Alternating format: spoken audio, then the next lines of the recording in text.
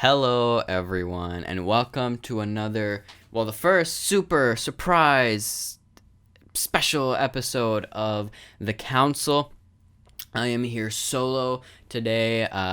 This is Yousef's lovely voice here, or if you're watching, this is my lovely face. Oh, look, blue and blue. Wow. Anyway, today is very, very special. So, last week we unfortunately took the week off, just because kind of life got in the way and we had certain things that we needed to deal with. But we will be back on Tuesday, and to make it up to you, we have this special extra episode where I am going to be reviewing SpongeBob the movie, Sponge on the Run. Now, this movie has been in the movie entertainment news for quite a little bit now, with people being really, really mad. So, let me explain the whole situation to you. So, obviously, COVID happened, and a lot of movies were either pushed or were put on PVOD or streaming. So Paramount, who's distributing SpongeBob, decided to move the film from its original May date to July, like mid-July I think the first date was, and then they did the end of July, and then they did the first week of August. And then it was announced that, which, I mean, everybody kind of saw coming because, well, we'll talk about why in just a second, but they decided that they're going to pull SpongeBob from its theatrical release and debut it on their own streaming service, CBS All Access, in 2021. Then it was announced a little bit later on, and this didn't get any news attention at all, but it was announced that the international distribution rights for SpongeBob would be going to Netflix. So Netflix has a very good relationship with Paramount. Paramount sells a lot of their movies to Netflix. I think they sold The Lovebirds because of COVID. They didn't want to release it or push it, so they're like, here you go, Netflix. And I think they did Cloverfield Paradox and a couple of others here and there. But the international rights would be going to Netflix, which, I mean, we all kind of saw coming. But the big news that had everyone talking was that it was announced that on August 14th, SpongeBob SquarePants Sponge on the Run would be hitting theaters exclusively in Canada. That, I mean, when I first read that, I was like, really? But yeah, and the head of Paramount, or somebody at Paramount, I forget the name or the position, but he said that we're very excited to be bringing this to theaters in Canada, blah, blah, blah. The film was animated in Montreal, so it's a nice kind of gesture. Their movie theaters are open. We want to help them out, blah, blah, blah, blah, blah. Now, America lost its mind. They were like, oh my God, you're getting a movie before us! But people don't care about SpongeBob. Like, I really doubt those people would have seen it opening weekend. But that's what we're going to be doing today. So that's my little ramble. That's my explanation. Today, I'm going to be reviewing SpongeBob SquarePants Sponge on the Run. So I actually kind of enjoyed this movie. It was a really fun time. I'm going to say that right up front. It was a really, really, really fun experience to go see this movie. The story of the film is very, this film is very similar to a lot of the other animated films that are kind of goofy and silly and, oh my God, like Angry Birds 2, like Scoob, like all those movies. This is very much like that, where they go on this adventure and it's super silly and there's a lot of kid jokes and a lot of adult jokes, and it's a crazy time. Basically, the plot of the movie is Gary goes missing, and SpongeBob and Patrick go to the lost city of Atlantic City to find Gary. And I gotta say, this movie was actually much funnier and much more fun in general than I thought it would be. Before the movie played, in the pre-show, they had a little thing where they sit down with, like, the director and the stars, and everybody seemed so dead inside, particularly the director, Tim Hill. Like, when he was doing his interview, he was just kind of sitting, well, you can't, if you're listening to this, you can't see, but he was just kind of slumped over, and he had no life in his eyes whatsoever. And I was like, oh no, this movie's gonna suck. But it was a lot. It had so much energy and so much fun. And when the film kind of starts out, you're like, oh, this is not going to be good, or it's going to skew very, very young. But I think as the film progressed and particularly when they went to the lost city of Atlantic City, which I really liked, and we'll talk about that in just a second. I think the film really, really picked up on its energy, on its jokes, on its everything, on its heart even. The movie is really, it's a really cute movie. In terms of the characters, the gang is back. It's very much the SpongeBob and Patrick show. Sandy and Krabs and Squidward and Plankton kind of get sidelined. They have a lot to do towards the third act of the film, which I don't want to spoil. But in terms of like the actual film, they were largely not there, which is a shame because I really like Krabs. I really like Squidward. I relate to Squidward on so many levels. Like Squidward is me.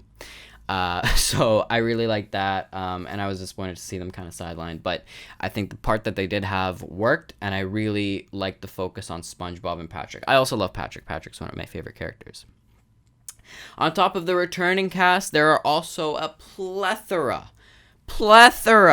of celebrity cameos in this film. Some of which made me like, what is like because there was only one other person in the theater with me. I was like, what? I screamed out because I was like, what the hell is happening?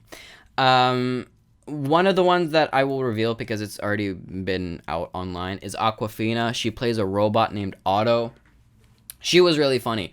I didn't know it was Awkwafina at first, and then she started talking more, and I was like, wait, is that Awkwafina pretending to be a robot? And I sat through the credits, and it was, and she's so funny. I love Awkwafina. She's so funny. And there's also another comedian in here that has a cameo.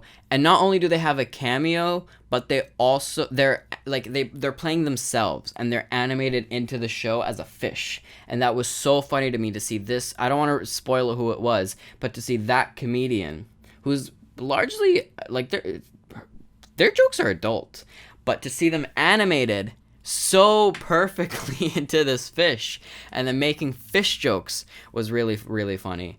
The other big cameo there's a couple more in live action, which I don't want to spoil because I was like, but it was insane. But there was one, obviously Keanu Reeves. His role in the film was much, much bigger than I expected it to be. I thought it was going to be like that one scene that you see in the trailer and a couple more lines, but he kept coming back. He was in the film a lot. He was in the film more than Squidward and Krabs and Sandy and Plankton. Like, he was in the film a lot, and I think he really nailed it. I felt like the live action portions of the film didn't work, and we'll talk about that when we talk about like the technicality of the film, but I think Keanu Reeves was the one live action part that really registered and worked well. I think he was incorporated into the sage tumbleweed thingy really well, and the way he kind of delivered his lines and the lines that he had, I think were very funny as well. It added to the humor of the film. So let's talk about the technicality of the... a couple more things. New character, Poseidon. He's voiced by Matt Brady, I think is his name. He also... Matt Brady played the dolphin in the first SpongeBob movie. So I recognize his voice right away. He did a good job. Reggie Watts was unrecognizable. I knew Reggie Watts was in the film because of the little short thing that they had before the movie. But it's like, who is he playing? And then in the credits, they were like, this is Reggie Watts. And I'm like, what? Yeah, it was insane. Reggie Watts did a good job. And in terms of new characters, that's it. A couple of the secondary SpongeBob characters don't really make an appearance. Mrs. Puff makes a very, very brief appearance. But Pearl isn't there, which was kind of disappointing. I liked Pearl, but whatever. So technicality, the animation is beautiful, yo. Like, it was really, really stunning. I like this kind of 3D animated approach to SpongeBob. It's a different feel, definitely, from the traditional 2D that the show does, but I think that's good because it adds to the cinematic feel and quality of the film. You feel like you're watching something more high quality and more worthy of the theatrical experience. Now, obviously, if you're not in Canada, this is not a theatrical experience for you, but I think it added to that movie feel of it, of you're not just watching an episode of SpongeBob, you're watching a movie starring these characters. I think the Lost City of Atlantic City was extremely well realized. I loved love the world building that they had there. There's a scene when they first arrive to the lost city of Atlantic City, and they play Viva La Vida Loca, which was such a perfect song choice. And they show SpongeBob and Patrick kind of exploring the lost city of Atlantic City, and I really liked the joke of, obviously it's based on, I think it's called Atlantic City, right, in the real world. But I love that whole joke about them gambling and eating all this food and passing out. It was really, really, really funny to me. And they got an entourage, and then they lost all their money. And Viva La Vida Loca was the perfect song choice for that. It was really, really fun. And the colors were beautiful. The Paramount Animation logo, which I remember they made a big fuss about, and they were like, SpongeBob's the first movie that's gonna have this. It was beautiful as well. I liked the kind of transition from the star to the thing. You can find it on Twitter, but it was beautiful to see it projected up there. Even the Nickelodeon logo, I liked what they did with it. I thought that was beautiful. It was just a really beautiful film to look at. That being said, there was one part that was absolutely hideous. And they have one live action, I wouldn't say it's a scene, it's more of a sequence in the film.